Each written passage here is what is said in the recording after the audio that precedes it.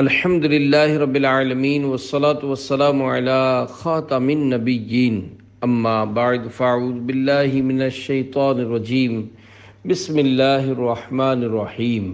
امیر اہل سنت سے عورتوں کے بارے میں سوالات، یہ رسالہ امیر اہل سنت دامت برکاتہم العالیہ سے کیے گئے سوالات اور ان کے جوابات پر مشتمل ہے۔ دعائے جانشین امیر اہل سنت: یا اللہ پاک، جو کوئی 17 صفحات کا رسالہ امیر اہل سنت سے عورتوں کے بارے میں سوالات پڑھ یا سن لے، اسے اپنے گھر کی خواتین کو شریعت کے دائرے میں رہتے ہوئے دینی احکامات پر عمل کروانے کی توفیق عطا فرما، آمین بجاہ خاتم النبیین صلی اللہ علیہ وآلہ وسلم۔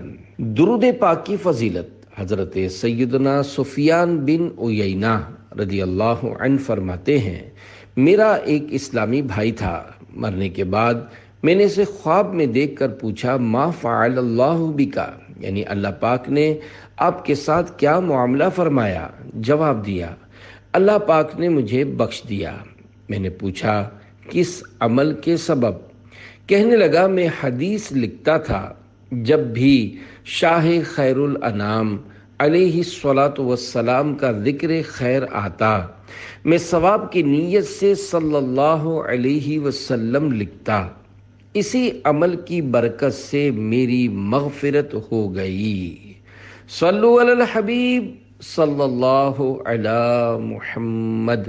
غیر محرم کے ساتھ بھائی بہن کا رشتہ بنانا کیسا؟ غیر محرم کے ساتھ منہ بولے بھائی بہن کا رشتہ بہت جلدی قائم ہو جاتا ہے۔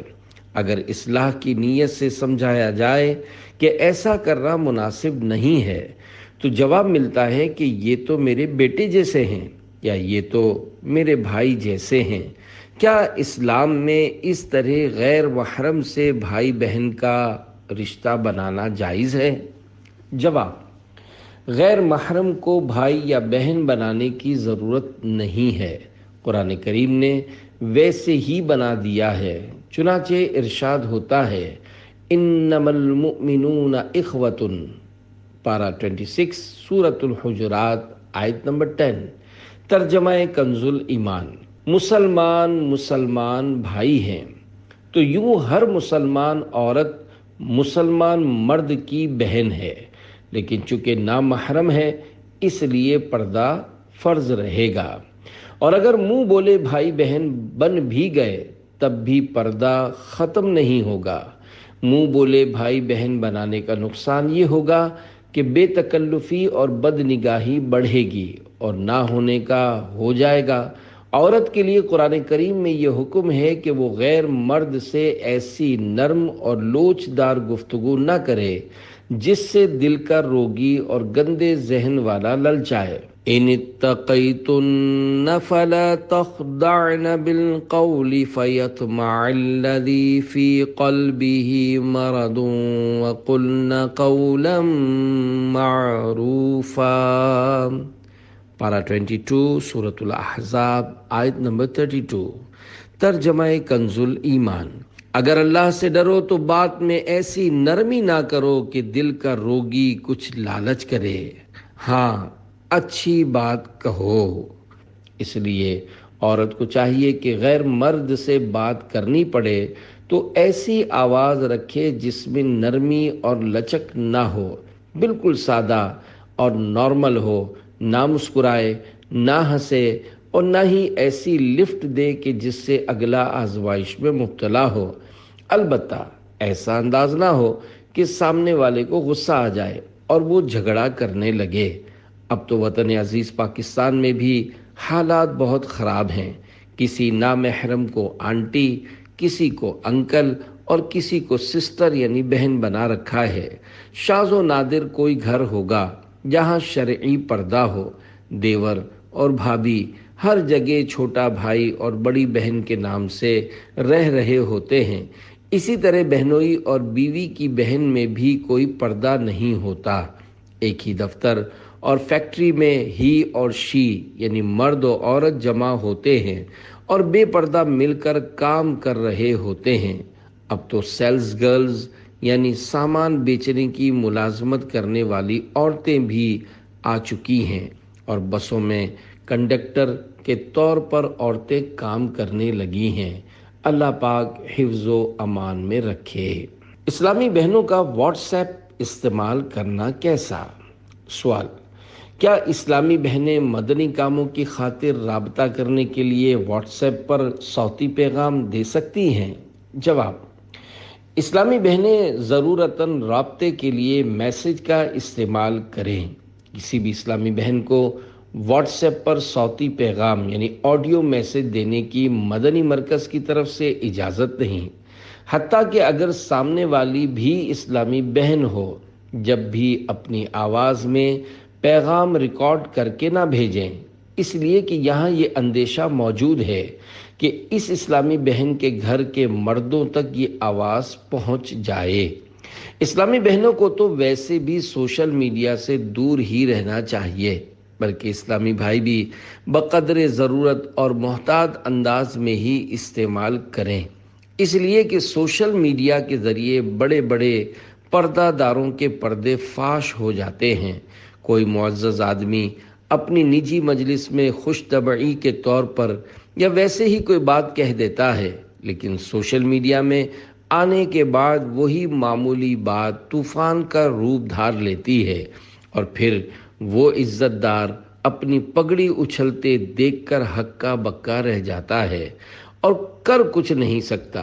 بہرحال ہر ایک کو ہر بات سوچ سمجھ کر ہی کرنی چاہیے، اس لیے کہ سوشل میڈیا پر ریکارڈنگ نہ بھی ہو۔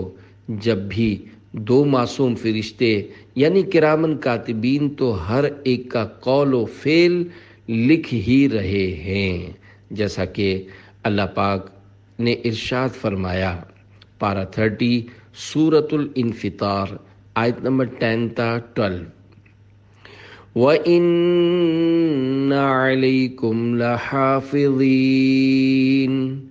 كِرَامًا كَاتِبِينَ يَعْلَمُونَ مَا تَفْعَلُونَ۔ ترجمہ کنز ایمان: اور بے شک تم پر کچھ نگہبان ہیں معزز لکھنے والے کہ جانتے ہیں جو کچھ تم کرو۔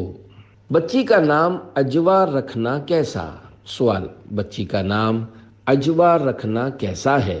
جواب: اجوا مدینہ پاک بلکہ دنیا کی سب سے اعلیٰ کھجور ہے، اس نسبت سے نام رکھنے میں کوئی حرج نہیں ہے۔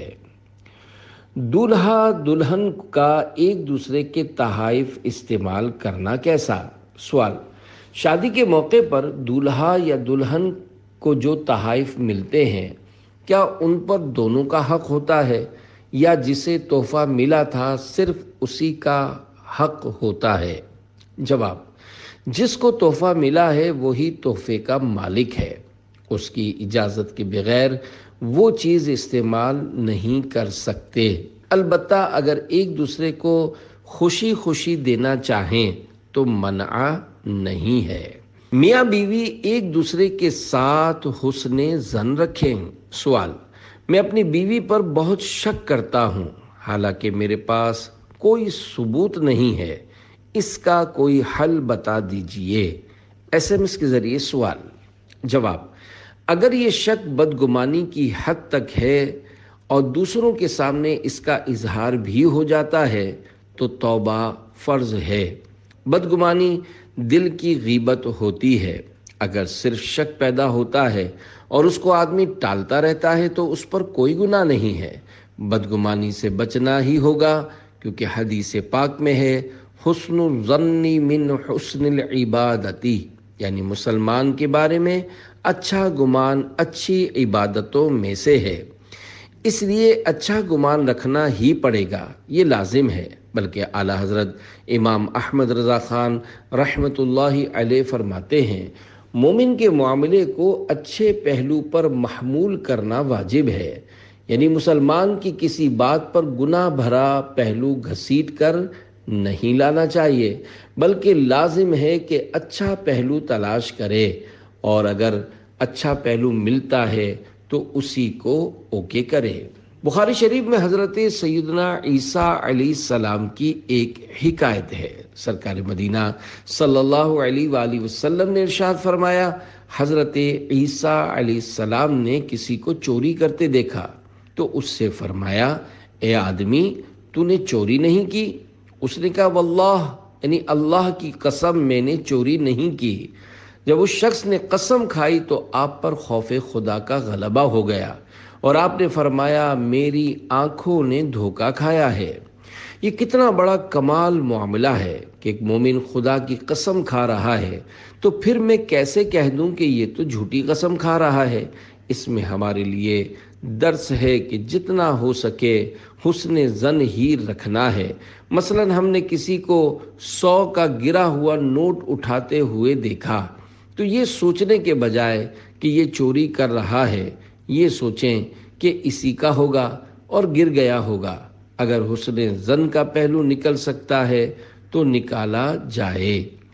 مومن کے بارے میں اچھا گمان قائم کرنا چاہیے، اور میاں بیوی کو تو اچھا گمان رکھنے کی زیادہ ضرورت ہے کہ تب ہی گھر چلے گا، ورنہ گھر ٹوٹ جائے گا، کیونکہ شک کی بنیاد پر طلاق ہو جاتی ہے۔ میں نے ایسا دیکھا ہے، ایک شخص تھا، اسے بھی اپنی بیوی پر بڑا شک تھا۔ اس کے بھائی نے مجھے اس سے ملوایا، میں نے اسے بہت سمجھایا، لیکن وہ بولا کہ میرا شک ختم ہی نہیں ہوتا۔ بالآخر اس نے بیچاری کو 3 طلاقیں دے دیں۔ اگر وہ واقعی کچھ غلط کر بھی رہی ہے تو اس بارے میں قیامت کے دن آپ سے تو نہیں پوچھا جائے گا۔ آپ تو حسن ظن ہی رکھیں۔ اگر بیوی بالکنی میں کھڑی ہوئی ہے تو یہ بدگمانی کیوں کر رہے ہیں کہ سامنے والے گھر میں جو رہتا ہے اس سے نظر بازی کرتی ہے یا اس سے اس کی ترکیب بنی ہوئی ہے، حالانکہ اس بیچاری کو اس بات کا پتہ بھی نہیں ہوگا۔ اسی طرح بیوی بھی شوہر کے بارے میں بدگمانی نہ کرے کہ یہ فلاں سے ترکیب کرتا ہے، فون پر لمبی لمبی باتیں اسی سے کرتا ہے، اس چڑیل سے اس کا رابطہ ہے، اسی سے لگا رہتا ہے۔ اب جس بیچاری کو یہ چڑیل کہہ رہی ہے اس کو خواب میں بھی پتہ نہیں ہوتا شوہر اپنے کسی دوست سے کوئی کاروباری بات کر رہا ہوتا ہے اور یہ سمجھ رہی ہے کہ اس سے بات کر رہا ہے۔ اس طرح شیطان لڑائیاں کرواتا ہے۔ مجھے ایک روایت یاد آ رہی ہے جس کا مضمون کچھ یوں ہے کہ شیطان اپنا تخت دریا پر بچھاتا ہے، اس کے چیلے جمع ہوتے ہیں، پھر وہ پوچھتا ہے کہ تم نے کیا کیا؟ کوئی کہتا ہے کہ شراب پلوا دی، کوئی کہتا ہے جھوٹ بلوا دیا، پھر ایک کہتا ہے کہ میں نے میاں بیوی میں جدائی کروا دی۔ یہ سن کر شیطان اٹھتا ہے اور عزت کے ساتھ اسے اپنے برابر میں تخت پر بٹھا کر کہتا ہے کہ کام تو بس تو نے کیا ہے۔ یوں شیطان اس سے خوش ہوتا ہے۔ جس کو جو چیز پسند ہوتی ہے وہ اس کو پانے کے لیے زیادہ کوشش بھی کرتا ہے۔ آپ کو جو کچھ پسند ہے آپ ضرور چاہیں گے کہ وہ مجھے مل جائے اور اس کے لیے کوشش بھی کریں گے۔ شیطان کو پسند ہے کہ میاں بیوی لڑ پڑیں اور ان میں طلاق ہو جائے۔ اس کے لیے پہلے گناہوں اور غیبتوں کے دروازے کھلتے ہیں، میاں بیوی ایک دوسرے کے جانی دشمن بنتے ہیں اور پھر طلاق ہو جاتی ہے۔ آپ اپنے ذہن سے شک بالکل نکال دیں اور بیوی کے لیے دعا کریں۔ یہ ذہن بنا لیں کہ میری بیوی الحمدللہ اچھی ہے، کیونکہ وہ اللہ کا نام لیتی ہے اور نماز پڑھتی ہے۔ بالفرض نماز نہیں بھی پڑھتی تو کم از کم مسلمان تو ہے۔ آپ کوشش کر کے اسے نمازوں میں لگا دیں اور خود بھی نماز پڑھیں۔ یوں نیکیاں کریں اور آپس میں پیار محبت سے رہیں، ورنہ اس طرح اولاد بھی تباہ ہو جاتی ہے اور جب گھر ٹوٹتا ہے تو وہ در بدر بھی ہو جاتی ہے۔ اللہ کریم ہمیں جھگڑوں سے بچائے اور کاش سب مسلمانوں کے گھر امن کے گہوارے بن جائیں۔ اپنی زوجہ سے اچھا سلوک کیجیے۔ سوال: اگر شوہر اپنی بیوی کے ساتھ نرمی کرتا ہے تو لوگ کہتے ہیں تم زن مرید بن گئے ہو، اس کا کیا حل ہے؟ جواب: اگر کوئی شخص خوف خدا کے باعث اپنی زوجہ سے خوش اخلاقی کے ساتھ پیش آتا ہے یا اس سے نرم برتاؤ کرتا ہے اور لوگ اسے زن مرید ہونے کا تانا دیتے ہیں تو یقیناً یہ اس کی دل آزاری کا سبب ہوگا۔ لیکن شوہر کو چاہیے کہ اپنی زوجہ کے ساتھ حسن سلوک جاری رکھے، لوگوں کے کچھ بھی کہنے پر دل برداشتہ نہ ہو اور ہرگز اپنے رویے میں تبدیلی نہ لائے، بلکہ مزید نرمی کے ساتھ پیش آئے۔ فی زمانہ لوگوں کے انداز یکسر بدل چکے ہیں، خصوصاً اپنی زوجہ کے ساتھ ان کا رویہ انتہائی ناگفتہ بے ہوتا جا رہا ہے۔ اس کے باوجود یہ لوگ اپنی زوجہ سے معافی مانگنا اپنی کسر شان سمجھتے ہیں، حالانکہ بیوی پر ظلم کیا ہو تو معافی مانگنا واجب ہے۔ انہیں چاہیے کہ اپنی زوجہ سے معافی تلافی کرتے رہا کریں۔ یہ ضروری نہیں کہ ظلم کیا ہوگا تو ہی معافی مانگی جائے گی، بلکہ احتیاطی معافی مانگ لی جائے تب بھی حرج نہیں، بلکہ احتیاطی معافی مانگنا میاں بیوی کے درمیان محبت میں اضافے کا سبب ہے۔ الحمدللہ میرا معمول ہے، میں احتیاطی معافی مانگتا رہتا ہوں۔ جیسے کوئی بڑی رات یا بڑا دن آتا ہے تو میں معافی تلافی کی ترکیب بنا لیتا ہوں۔ اس سے ہرگز کسی کی شان میں کمی نہیں آتی اور نہ ہی کسی کی عزت کم ہوتی ہے۔ کیا طلاق کا سوچنے سے طلاق ہو جاتی ہے؟ سوال: کیا طلاق کے بارے میں سوچنے سے طلاق ہو جاتی ہے؟ فیس بک کے ذریعے عبد الرشید کا سوال۔ جواب: جی نہیں، طلاق کا سوچنے سے طلاق نہیں ہوتی۔ اعلیٰ حضرت امام احمد رضا خان رحمۃ اللہ علیہ فرماتے ہیں، دل میں طلاق دینے سے نہیں ہوتی جب تک زبان سے نہ کہے۔ طلاق کے مسائل کے متعلق مدنی مذاکرے میں سوالات نہ کیے جائیں، اس کے جوابات یہاں نہیں دیے جاتے۔ بعض اوقات آدمی آٹی مار کر کچھ پوچھ لیتا ہے اور جا کر کچھ کا کچھ کر دیتا ہے، اس لیے دارالافتاء اہل سنت فریقین کو بلاتا ہے اور دونوں کی سن کر پھر طلاق کے تعلق سے فیصلہ دیتا ہے۔ شادی کے بعد شوہر کا نام اپنے نام کے ساتھ لگانا کیسا؟ سوال: کیا مسلم خواتین شادی کے بعد والد کے نام کے بجائے شوہر کا نام اپنے نام کے ساتھ لگا سکتی ہیں؟ SMS کے ذریعے سوال۔ جواب: اس میں شرعاً حرج نہیں ہے، لیکن رسک یعنی خطرہ بڑا ہے کہ اگر گھر نہ چلا اور شوہر نے 1 2 3 کر دیا یعنی طلاق دے دی تو اب کس کا نام لگائے گی؟ اس لیے باپ کا نام لگانے میں ہر صورت میں عافیت ہے۔ آج کل تو عورت اپنے شوہر کے نام سے ہی پہچانی جاتی ہے کہ یہ مسز فلاں ہیں۔ اگر شوہر نے 1 2 3 کر دیا تو مسز کیسے کہے گی، بلکہ پھر تو اس کے نام سے نفرت ہو جائے گی، جبکہ باپ ہی رہتا ہے اور اس سے نفرت بھی نہیں ہوتی۔ میک اپ کیا ہو تو وضو ہو جاتا ہے؟ سوال: اگر میک اپ کیا ہوا ہو تو وضو ہو جاتا ہے؟ سوشل میڈیا کے ذریعے سوال۔ جواب: اگر کوئی ایسی چیز ہے جس کا جرم یا تہ جمی ہوئی ہے اور پانی اس کے نیچے نہیں بہتا تو وضو نہیں ہوگا۔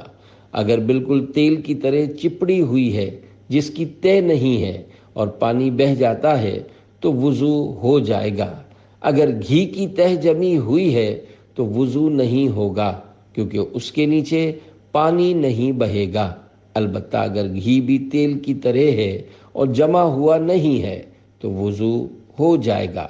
کوئی ایسی چیز اعضائے وضو پر نہیں ہونی چاہیے جس کا جسم ہو اور وہ اکھڑتی ہو جیسے پپڑی اکھڑتی ہے۔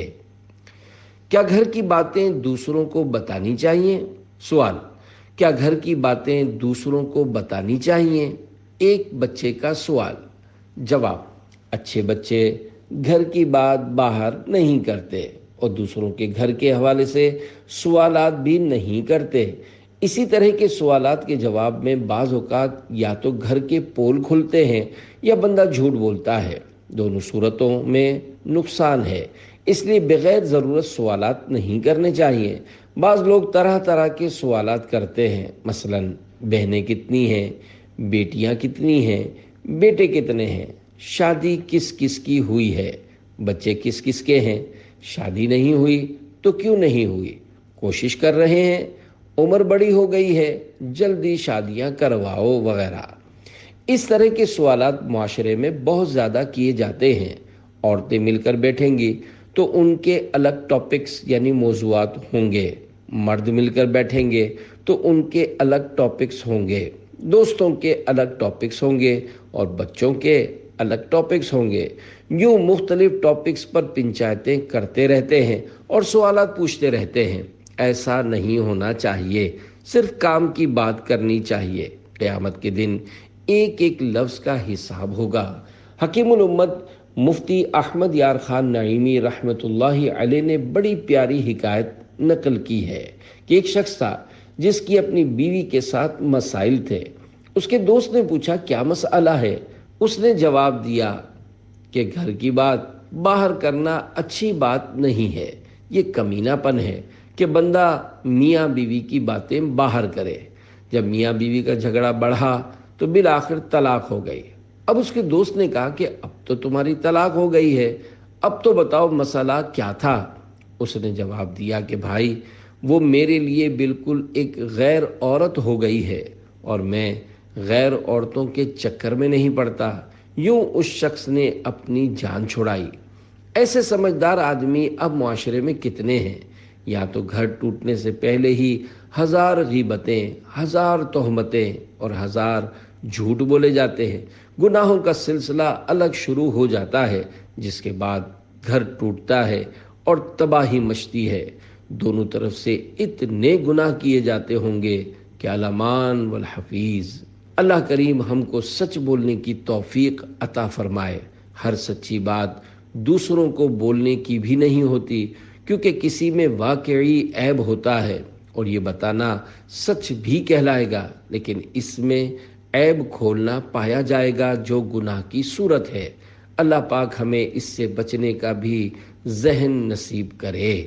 عورتوں کو دوڑنے کا حکم نہ دینے میں حکمت۔ سوال: دوران سعی میلین اخضرین میں عورتوں کو دوڑنے کا حکم نہیں دیا گیا، اس میں کیا حکمت ہے؟ حالانکہ حضرت سیدتنا ہاجرہ رضی اللہ عنہا تو دوڑی تھیں۔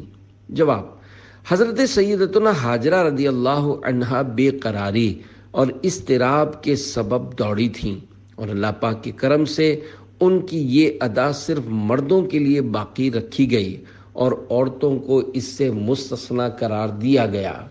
عورتیں چونکہ عام طور پر کمزور ہوتی ہیں، شاید اس لیے انہیں دوڑنے کا حکم نہیں دیا گیا۔ اگرچہ میں نے عورتوں کو نہ دوڑنے کی حکمتیں کسی کتاب میں نہیں پڑھیں، مگر ایک حکمت پردہ بھی سمجھ میں آتی ہے کہ اگر عورتیں دوڑیں گی تو ان کے اعضاء ہلیں گے، جس کے باعث معاذ اللہ غیر مردوں کے لیے بدنگاہی کا سامان ہوگا۔ یاد رکھیے، شریعت کا کوئی بھی حکم حکمت سے خالی نہیں ہوتا، اور سب سے بڑی حکمت اللہ پاک اور اس کے پیارے حبیب صلی اللہ علیہ وآلہ وسلم کا کسی کام کے کرنے یا نہ کرنے کا حکم دینا ہے۔ اسلامی بہنوں کو اپنی آئی ڈی بنانا کیسا؟ سوال: کئی عورتیں انٹرنیٹ پر بنت عطار اور کنیز عطار وغیرہ ناموں سے اپنی فیس بک آئی ڈی اور پیج بناتی ہیں، جس کے باعث کئی غلط رابطے قائم ہو جاتے ہوں گے۔ کیا ان کا ایسا کرنا درست ہے؟ جواب: عورتوں کو سورہ نور کی تعلیم دینے کا حکم دیا گیا ہے اور سورہ یوسف کی تفسیر پڑھانے سے منع کیا گیا ہے کہ اس میں ایک عورت کے مکر کا ذکر ہے۔ چنانچہ میرے آقا اعلی حضرت امام اہل سنت مولانا شاہ امام احمد رضا خان رحمۃ اللہ علیہ فرماتے ہیں، صحیح حدیث سے ثابت ہے کہ لڑکیوں کو سورہ یوسف کا ترجمہ و تفسیر نہ پڑھائیں کہ اس میں مکر زنا یعنی عورتوں کے دھوکہ دینے کا ذکر فرمایا ہے۔ جب عورتوں کو قرآن کریم کی سورہ یوسف کی تفسیر پڑھانے سے منع کیا گیا ہے تو فیس بک چلانے کی اجازت کس طرح دی جا سکتی ہے کہ جہاں بے حیائی کی باتیں ہوتی ہیں؟ عورتوں کو تو اپنا نام بھی ظاہر نہیں کرنا چاہیے۔ میری ایک ہی بیٹی ہے، شاید ہی اس کا نام حاضرین میں کسی اسلامی بھائی کو معلوم ہو، کیونکہ میں اس کا نام لیتا ہی نہیں۔ بعض لوگ دھڑلے سے کھلے عام اپنی بہو بیٹیوں کے نام لیتے ہیں، مجھے یہ پسند نہیں ہے۔ جب میں کسی کے سامنے اپنی بیٹی کا نام لینا پسند نہیں کرتا، پھر اس کے نام کا پیج کس طرح پسند کر سکتا ہوں، جو عام طور پر بہت ساری خرابیوں اور گناہوں کا مجموعہ ہوتا ہے، اور جس میں تصویریں، آوازیں اور نہ جانے کیا کیا ڈالا جاتا ہوگا۔ بہرحال اگر کوئی بنت عطار کے نام سے پیج کھول کر یہ ظاہر کرنا چاہتی ہو کہ وہ بنت عطار یعنی عطار کی حقیقی بیٹی ہے، تب تو یہ حرام اور گناہ کبیرہ ہے۔ حدیث پاک میں اس پر لعنت کی گئی ہے۔ حدیث پاک میں ہے، جو کوئی اپنے باپ کے سوا کسی دوسرے یا کسی غیر والی یعنی اپنے آقا کے علاوہ کسی اور کی طرف منسوب ہونے کا دعویٰ کرے تو اس پر اللہ پاک، فرشتوں اور سب لوگوں کی لعنت ہے۔ اللہ پاک قیامت کے دن اس کا نہ کوئی فرض قبول فرمائے گا اور نہ ہی کوئی نفل۔ نیز اگر لوگوں کو دھوکہ دینے کی نیت سے بنت عطار کے نام سے پیج کھولا کہ لوگ دھوکے سے اس پیج کو دیکھیں، تو اس صورت میں جھوٹ اور دھوکے کے گناہ سے بھی توبہ کرنا واجب ہے۔ جو اسلامی بہنیں اپنے نام کے ساتھ عطاریہ، قادریہ اور رضویہ لکھ کر آئی ڈی بنائیں یا پیج چلائیں، میری طرف سے ان کی ناپذیرائی ہے اور نہ ہی حوصلہ افزائی۔ جو اسلامی بہنیں واقعی عطاریہ ہیں اور جن کے خمیر میں عطاریت شامل ہے، انہیں میری طرف سے پیج چلانے کی اجازت ہی نہیں، بلکہ اگر عطاریہ نہ بھی ہو، جو بھی مجھ سے عقیدت و محبت رکھنے والی میری مسلمان مدنی بیٹی ہے، وہ پیج نہ چلائے۔ لفظ عورت کے لغوی معنی ہی چھپانے کی چیز ہیں، لہٰذا عورت کے لیے چادر اور چار دیواری ہے۔ باہری شریعت میں ہے، عورت کی آواز بھی عورت ہے، یعنی غیر محرم کو بلا ضرورت سنانے کی اجازت نہیں۔ لہذا سج دھج کر پیج پر آنا اور گلیوں بازاروں میں گھومنا با حیا عورتوں کا کام نہیں۔ اسلامی بہنوں سے میری مدنی التجا ہے کہ یہ کسی کے پیج کو لائک بھی نہ کریں کہ یہ نالائقی ہے۔ انٹرنیٹ چلانا اور سوشل میڈیا کی طرف جانا اسلامی بہنوں کا کام ہی نہیں، لہذا جتنا ہو سکے اس سے بچیں۔ دعائے عطار: یا اللہ، جو بھی میری مدنی بیٹی اپنا پیج بند کر دے اور جو اپنا پیج کھولنے کا سوچ رہی ہے، وہ اس سے باز رہے، اور جو پہلے سے ہی باز ہے، ان سب کو بے حساب مغفرت سے نواز کر جنت الفردوس میں خاتون جنت بی بی فاطمۃ الزہرا رضی اللہ عنہا کا پڑوس نصیب فرما۔ آمین بجاہ خاتم النبیین صلی اللہ علیہ وآلہ وسلم۔ عورت کے لیے طواف کی احتیاطیں۔ سوال: دوران طواف بعض عورتوں کا مردوں سے اختلاط سے بچنے کا ذہن نہیں ہوتا، اس کا حل ارشاد فرما دیجیے۔ جواب: دوران طواف بعض عورتیں بڑی بے باکی کے ساتھ مردوں کے درمیان گھس جاتی اور انہیں دھکے مارتے ہوئے آگے نکل جاتی ہیں۔ ایسا وہی عورتیں کرتی ہیں جن کا غیر مردوں سے جسم چھو جانے سے بچنے کا بالکل ذہن نہیں ہوتا۔ ایسی تمام خواتین کو ام المومنین حضرت سودا رضی اللہ عنہا کے مبارک انداز سے سبق حاصل کرنا چاہیے۔ چنانچہ ام المومنین حضرت سودا رضی اللہ عنہا سے عرض کی گئی، آپ کو کیا ہو گیا ہے کہ آپ حج کرتی ہیں نہ عمرہ؟ آپ رضی اللہ عنہا نے جواب دیا، میں نے حج بھی کر لیا ہے اور عمرہ بھی۔ اللہ پاک نے مجھے حکم دیا ہے کہ میں گھر میں رہوں۔ خدا کی قسم میں دوبارہ گھر سے نہیں نکلوں گی۔ راوی کا بیان ہے، بخدا وہ اپنے دروازے سے باہر نہ آئیں یہاں تک کہ وہاں سے آپ رضی اللہ عنہا کا جنازہ ہی نکالا گیا۔ دیکھا آپ نے ام المومنین حضرت سودا رضی اللہ عنہا کی کیسی مبارک سوچ تھی۔ کہ ایک مرتبہ فرض حج کرنے کے بعد صرف پردے کی وجہ سے نفلی حج نہیں فرمایا، حالانکہ اس وقت آج کی طرح بھیڑ نہیں ہوتی تھی، لہذا اسلامی بہنوں کو چاہیے حرمین طیبین میں پردہ کرنے کے ساتھ ساتھ ہر جگہ اپنے پردے کو یقینی بنائیں، طواف میں بھی حتی الامکان مردوں کے ساتھ ٹکرانے سے خود کو بچائیں، حالت احرام میں عورتوں کے لیے اپنا چہرہ کھلا رکھنا ضروری ہوتا ہے، لیکن پردہ پھر بھی کرنا ہوگا، لہذا کسی کتاب یا گتے وغیرہ کی آڑ کر کے اپنے چہرے کو چھپائیں۔ بعض اسلامی بہنیں ایسی ٹوپی کیپ پہنتی ہیں جس کے آگے کپڑا لٹکا ہوتا ہے، اس سے بھی پردہ تو ہو جائے گا، لیکن اس میں یہ مسئلہ ہے کہ پسینہ پونچھتے وقت یا ہوا چلنے کی وجہ سے وہ کپڑا جب جب چہرے سے چپکے گا تو کفارہ لازم آئے گا، لہذا اس پریشانی سے بچنے کے لیے گتے یا کتاب وغیرہ کی آڑ سے چہرہ چھپانا بہتر ہے۔ کیا میاں بیوی جنت میں یکجا ہوں گے؟ سوال، کیا میاں بیوی دونوں جنت میں ایک ساتھ رہیں گے؟ جواب، جی ہاں، اگر میاں بیوی کا خاتمہ ایمان پر ہوا تو یہ دونوں جنت میں ساتھ رہیں گے۔ اگر ان میں سے کسی کا معاذ اللہ ایمان سلامت نہ رہا تو دوزخ اس کا ٹھکانہ ہوگا، اور جو جنت میں جائے گا اس کا کسی دوسرے جنتی سے نکاح ہو جائے گا۔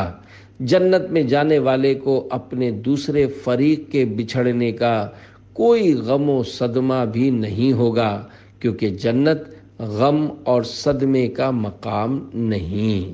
10 بیویوں کی کہانی کی شرعی حیثیت۔ سوال، اگر کسی نے منت مانی کہ میرا فلاں کام ہو جائے تو میں 10 بیویوں کی کہانی پڑھواؤں گی، تو ان سے کہا جائے کہ یہ منت پوری کرنا ضروری نہیں ہے، یہ کہانیاں من گھڑت ہیں، ان کی جگہ قرآن شریف کا ختم کروا لیں یا چند قرآنی سورتیں پڑھوا لیں۔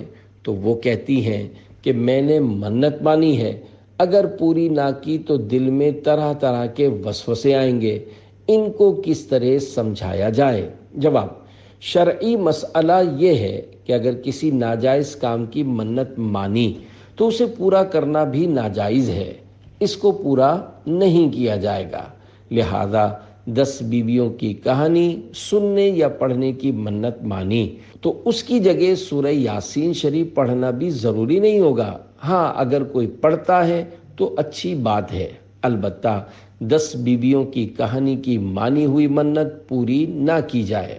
اگر کوئی اس طرح منت مانے کہ میرا فلاں کام ہو گیا تو آج عشاء کی نماز نہیں پڑھوں گا، تو ظاہر ہے یہ منت پوری کرنا اس پر واجب نہیں ہوگا، بلکہ ایسی منت ماننا ہی ناجائز ہوگا، کیونکہ اس منت کو پورا کرنے کے لیے عشاء کی نماز چھوڑنا ہوگی، جس کی وجہ سے بندہ گناہگار ہوگا۔ بہرحال 10 بیویوں کی کہانی، شہزادے کا سر اور جناب سیدہ کی کہانی، یہ سب من گھڑت ہیں، ان کی کوئی شرعی حیثیت نہیں ہے، ان کا پڑھنا اور ان کی منت ماننا ناجائز ہے۔ اگر کچھ پڑھنا ہے تو یاسین شریف پڑھ لی جائے، اس میں بھی اتنا ہی وقت لگے گا جو ان کہانیوں میں لگتا ہے، بلکہ اس سے بھی کم وقت لگے گا، پھر اس کی برکتیں بھی ہیں اور فضائل بھی، چنانچہ حدیث پاک میں ہے کہ ایک بار یاسین شریف پڑھنے پر 10 قرآن پاک کا ثواب ملتا ہے۔ معلومات کی کمی کی وجہ سے ان کہانیوں کا رواج پڑا ہے، پھر یہ ذہنوں میں نقش بھی ہو گئی ہیں، انہیں چھوڑنا بڑا دشوار ہے، لیکن ہم سمجھا ہی سکتے ہیں، ڈنڈا لے کر منوا نہیں سکتے۔ سائل نے سمجھانے کی کوشش کی، بہت اچھا کیا کہ سمجھا کر اپنا فرض پورا کر دیا۔ یہ ضروری نہیں ہے کہ سامنے والے کو منوا کر ہی چھوڑیں، بس ان کے حق میں دعا کرتے رہیں۔ کیا شوہر کی اجازت کے بغیر بیوی گھر سے جا سکتی ہے؟ سوال، کیا عورت کا اپنے شوہر کی اجازت کے بغیر کہیں جانا جائز ہے؟ اگر اسے روکا جائے تو وہ کہتی ہے کہ میں نے حق مہر معاف کر دیا تھا، اس لیے اجازت لینا ضروری نہیں ہے، اس حوالے سے رہنمائی فرما دیجیے۔ جواب، عورت کو بلا عذر شرعی بغیر اجازت گھر سے نکلنے کی شرعاً اجازت نہیں ہے۔ امیر اہل سنت دامت برکاتہم العالیہ کے قریب بیٹھے ہوئے مفتی صاحب نے فرمایا، عورت ہفتے میں 1 مرتبہ اپنے والدین سے ملنے کے لیے جا سکتی ہے۔ اس میں شرعاً شوہر کی اجازت لینا ضروری نہیں ہے، لیکن پھر بھی بہتر یہی ہے کہ شوہر کی اجازت سے ہی جائے۔ اسی طرح محارم یعنی قریبی رشتہ دار جیسے بھائی بہن وغیرہ سے سال میں 1 مرتبہ شوہر کی اجازت کے بغیر ملنے جا سکتی ہے، لیکن اجازت لے کر ہی جانا چاہیے تاکہ گھر کا ماحول اچھا رہے۔ عورت کی آنکھ پھڑکنے سے شگون لینا کیسا؟ سوال: جب عورت کی سیدھی یا الٹی آنکھ پھڑکے تو کیا ہوتا ہے؟ جواب: مرد یا عورت کسی کے بھی سیدھی یا الٹی آنکھ پھڑکنے سے کچھ نہیں ہوتا۔ یہ عوام کی باتیں ہیں کہ الٹی آنکھ پھڑکنے میں بدشگونی اور بری فال لیتے ہیں، حالانکہ بری فال لینا ناجائز ہے۔ بدشگونی لینا حرام اور نیک فال یا اچھا شگون لینا مستحب ہے۔ مزید معلومات کے لیے مکتبۃ المدینہ کی 128 صفحات پر مشتمل کتاب بدشگونی کا مطالعہ کیجیے۔ اس کتاب میں اتنی معلومات ہیں کہ اسے پڑھنے کے بعد آپ کی آنکھیں کھل جائیں گی اور آپ حیران رہ جائیں گے کہ ابھی تک یہ مسائل مجھے معلوم ہی نہیں تھے۔ دولہا دلہن کے سلامی لینے کی جائز اور ناجائز صورت۔ سوال: کیا دولہا دلہن کا اکٹھے بیٹھ کر رشتہ داروں سے سلامی لینا جائز ہے، جبکہ اس دوران مووی اور تصاویر بھی بنتی ہیں اور دولہا دلہن غیر محرم سے بھی سلامی لیتے ہیں؟ جواب: سوال میں جو صورت پوچھی گئی ہے یہ تو ناجائز ہے کہ نامحرم وہاں موجود ہیں اور دولہا دلہن ان سے مل کر سلامی لے رہے ہوتے ہیں۔ دلہن نامحرم مردوں کے سامنے ہو اور دولہا کے سامنے نامحرم عورتیں ہوں اور یہ آپس میں لین دین مذاق مسخری کر رہے ہوں، بد نگاہی کا ماحول ہو اور میوزک بھی چل رہا ہو، تو اس طرح کا ماحول بنانا گناہ ہے۔ ہاں، اگر صرف گھر کے محارم مثلاً ماں بہنیں بیٹھی ہیں اور تحائف کا لین دین ہو رہا ہے اور وہاں کوئی نامحرم نہیں اور نہ ہی گانے باجے وغیرہ کوئی بیہودہ حرکت ہو تو پھر جائز ہے۔ نامحرم کی چھینک اور سلام کا جواب دینے کی صورتیں۔ سوال: اگر کسی نامحرم کو چھینک آئے تو کیا اس کا جواب دینا چاہیے؟ سیال کوٹ سے سوال۔ جواب: بار شریعت جلد 3 صفحہ 477 پر ہے، عورت کو اگر چھینک آئی، اگر وہ بوڑھی ہے تو مرد اس کا جواب دے، اگر جوان ہے تو اس طرح جواب دے کہ وہ نہ سنے۔ مرد کو چھینک آئی اور عورت نے جواب دیا، اگر جوان ہے تو مرد اس کا جواب اپنے دل میں دے اور بوڑھی ہے تو زور سے جواب دے سکتا ہے۔ اسی میں صفحہ 461 پر ہے، مرد اور عورت کی ملاقات ہو تو مرد عورت کو سلام کرے، اور اگر عورت اجنبیہ یعنی نامحرم عورت نے مرد کو سلام کیا اور وہ بوڑھی ہو تو اس طرح جواب دے کہ وہ بھی سنے، اور وہ جوان ہو تو اس طرح جواب دے کہ وہ نہ سنے۔ حسن اخلاق کا زیادہ حقدار کون؟ ایک شخص رحمت عالم نور مجسم صلی اللہ علیہ وآلہ وسلم کی بارگاہ میں حاضر ہو کر عرض گزار ہوا، یا رسول اللہ صلی اللہ علیہ وآلہ وسلم، میرے حسن اخلاق کا زیادہ حقدار کون ہے؟